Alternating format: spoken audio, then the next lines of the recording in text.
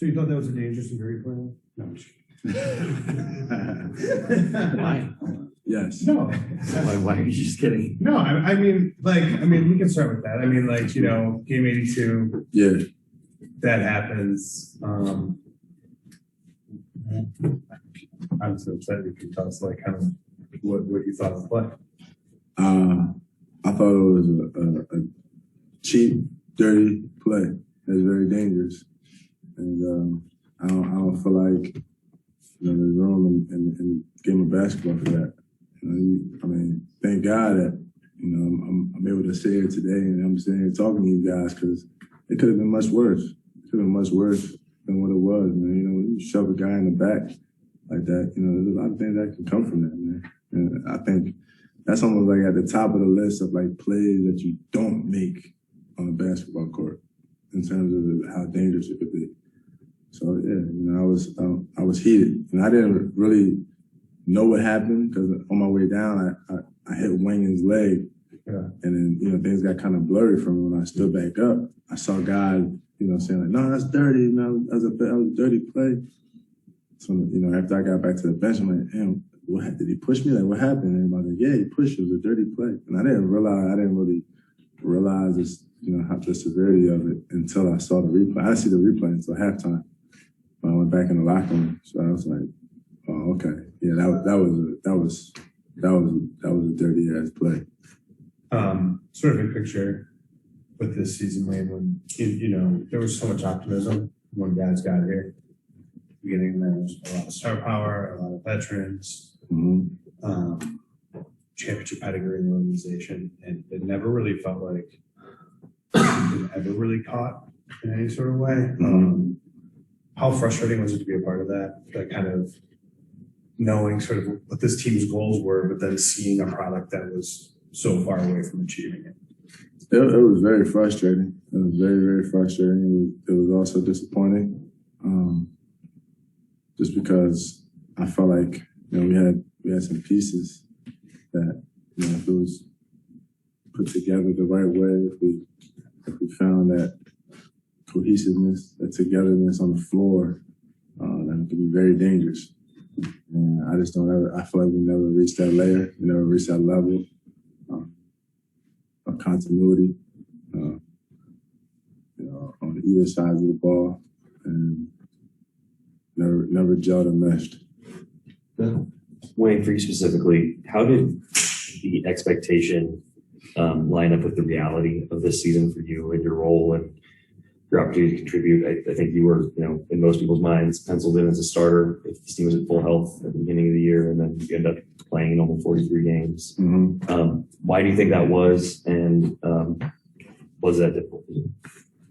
It was very difficult. To answer your last question, it was very difficult, especially, you know, throughout the season. I thought there was a lot of times where I feel like I could have been plugged in to help our team. There was a lot of nights where I felt like, you know, we weren't shooting the ball very well as a team. We needed some spacing, so on and so forth, things that I provide, and didn't really get that opportunity. But you know, it was. I'll just say from a team standpoint, you know, it was a weird season, man. It was awkward in terms of our connection on the floor.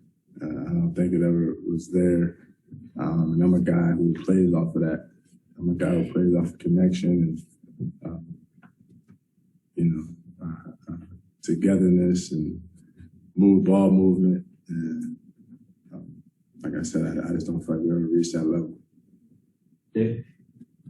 When you've been in the league, like, what, 12, 13 years now, right? It's my 13th year, yeah. And been on a handful of teams. Yeah.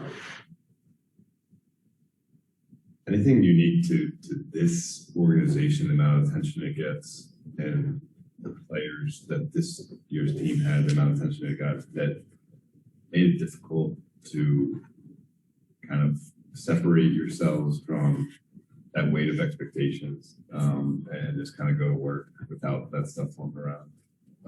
I think it seeped in naturally. You know, with so much coverage of our team this year, you know, the good, the bad, and the ugly. I think it definitely played its part, and not really allowing us to be who we're capable of being. But kind of that pressure, night in and night out. What's happening tonight? What's happening? Instead of keeping that big picture mindset, kind of closed in on us. I thought that played a part of it, for sure. When some of that, what you talked about, the lack of chemistry seemed like it was pretty evident early, right? In the preseason, early in the season. Mm-hmm. And when it's not there, does it compound? And have you been on other teams like that where it just for whatever reason the mix doesn't work and whatever plays a role in that? I think this is a unique situation. So I don't think I've ever been on a team quite like this where, that was a situation. But guys had hope, man. Early on, it's like, all right, like, we got time. It's going to take time. It's going to take reps. It's going to, we had hope that it was going to get there. And, it never quite got there. And then I think it reached a point where I was like, all right, we're 30 games in, all right, 40 games in, 50 games in. And I think, we were a 500 team for a while there. And I think at a point where I think injuries crept in and then COVID hit, and next thing you know, we just declined, pretty quickly. And we just never were able to catch a stride. You talk about just how tough it was to create on-floor chemistry, and I think Russ was here earlier talking about his comfort level and just how he kind of never found it. Mm-hmm. Was that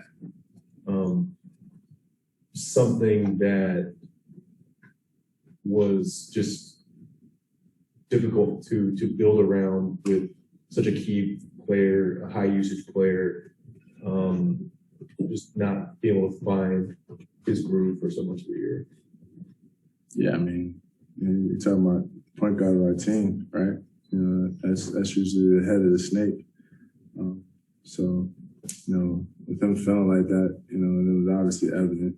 And he'll tell you, he doesn't feel like he had the best year of his career, by any means, right? So, but as a point guard of the team, he feels uncomfortable on the floor, and he doesn't feel the connection within his game. That affects, that kind of trickles down as well. So I think it all is relevant. Wayne, I have a couple of just general stats for you. I'm curious of how they went. This team started 41 different starting lineups this year. Before you guys last night in Denver, this team had one consecutive game since, I think, January 7th. Yeah. 26 different players, I think. Wow, I didn't know that. 25. No, no, forget it. Oh, yeah, there you go. And then I don't think this team was ever more than 3 games over 500 this year. I know you're talking about how guys believed a lot. Mm-hmm. Was that belief? When did that belief you think stop being realistic?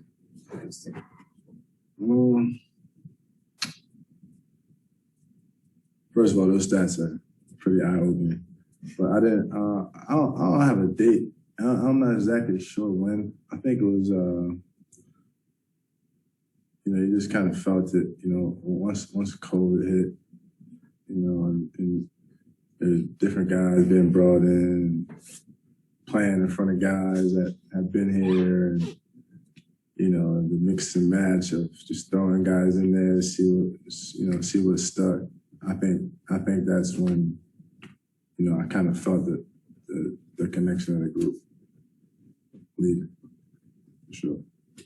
Go to Alan on Zoom. Hey, Wayne, I'm curious to get your thoughts on, as far as the injuries go, obviously the injuries were a big part of the season. Like you mentioned, health and safety protocols as well. Just, I think something the whole league dealt with.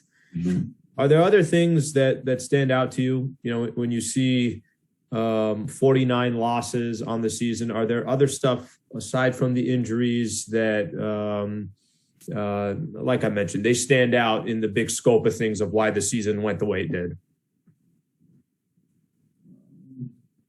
When you say other stuff, like, I'm not sure what you mean. It could be, I know you mentioned connection being one thing. It could be maybe a lack of continuity, just other things in that regards, on the floor, off the floor. That's really what I'm referring to. It's funny, man, because off the floor, we all got along pretty well. We all enjoyed each other pretty well. So it was weird to see how, and once we got on the floor, that connection, wasn't there. But yeah, I think, like I said before, man, it was one of those things where it just didn't mesh. There was always I felt like there was a tension on the floor. There was never cohesiveness, continuity, and togetherness. It just didn't feel like we ever got to that layer. Your last one, Wayne, in a tough season, how much did you need UNC getting through twice? Oh man, you don't even know how many times I came in cheesy and giddy after we beat those guys, man. Twice, sent Coach K out the right way. Those were some of the highlights of my season for sure. That second win is like almost as good as had you beaten campus, right? It's funny, man. I went to the championship game, and that was like that Duke game was like our championship. And I got there, and I was talking to all the former players, and I'm like, yeah, man, you should have came to the last game. That was our championship. That was our championship. Thanks, everybody. Thank you. Man, Coach K out of the buildings, man. Come on.